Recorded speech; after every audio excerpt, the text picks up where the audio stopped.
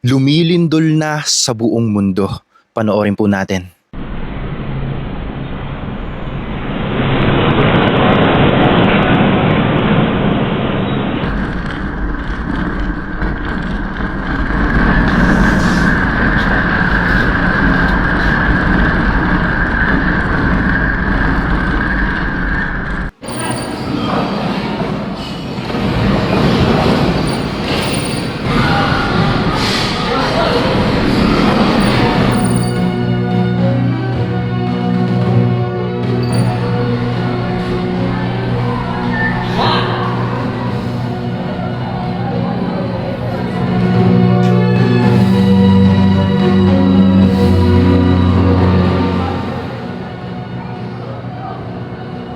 Isang seryosong balita ang ating tinututukan ngayon matapos yanigin ng sunod-sunod at malalakas na lindol ang iba't ibang bahagi ng mundo tulad ng Japan, Northern California at partikular na sa Venezuela kung saan meron pong naganap na magnitude 7.1 at 7.5 na pagyanig na nagpabagsak po sa mga matataas na gusali at nag-iwan ng libo-libong biktima. Napakabigat po sa puso na marinig ang mga balitang katulad nito dahil ipinapaalala nito sa atin kung gaano kabilis magbago ang takbo ng ating mga buhay.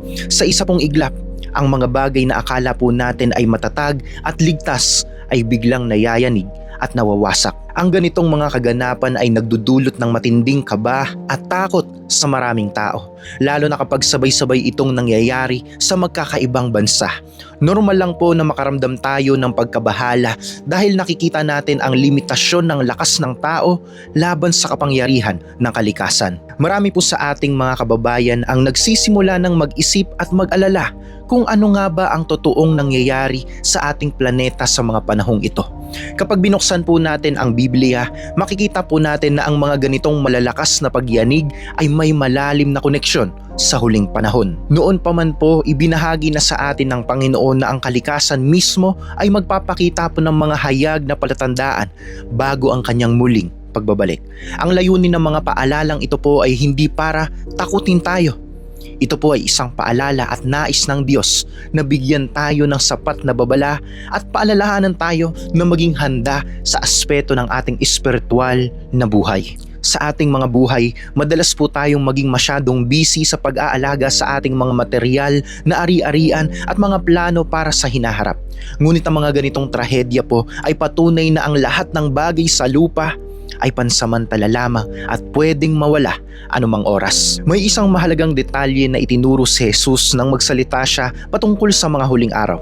Inahalin tulad niya po ang mga sakuna at lindol sa tinatawag na birth pains o ang simula ng hirap ng isang ina na manganganak. Ang ibig sabihin po ng kontekstong ito ay habang papalapit ang takdang oras ng pagtatapos, ang mga pagyanig po ay mas magiging madalas, mas malakas at mas mararamdaman sa iba't ibang dako ng mundo. Ang mga pangyayaring ito po ay nagsisilbing alarm clock para sa ating natutulog na pananampalataya upang gumising tayo at maging alerto. Tinatawag po tayo nito na mag-reflect sa ating relasyon sa Diyos at huwag nang ipagpabukas ang pagpili sa tamang landas.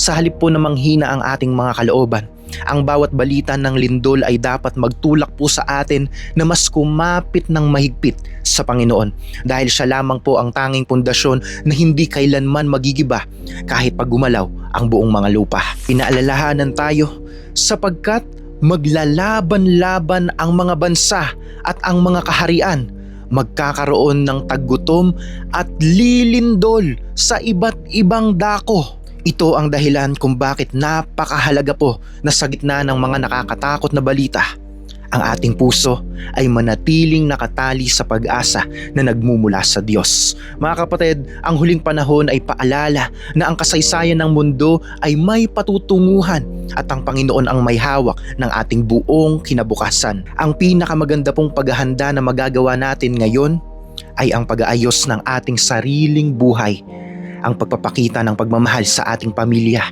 at ang pagtulong sa ating kapwa sa abot ng ating makakaya. Ang buhay po sa mundo ay pwedeng magbago sa loob ng isang segundo, pero ang kaligtasan na ibinibigay ni Jesus ay permanente. Huwag po nating hayaan na madaig tayo ng takot Gamitin po natin ang pagkakataong ito para mas mapalapit sa Kanya at maging channel ng pag-asa sa mga taong nawawalan na ng lakas ng loob. Sama-sama po nating ipanalangin ang kaligtasan ng mga bansa at patuloy nating bantayan ang ating espiritual na kalagayan. Mga kapatid, ang matatag na pananampalataya ay hindi natatakot sa pagyanig ng mundo dahil alam nito ang Diyos ang may hawak ng ating buong bukas. Amen. Share this message and you can follow this page dahil araw-araw po tayong nagbabahagi ng patungkol lamang sa ating Panginoong Jesus. This is all for Jesus.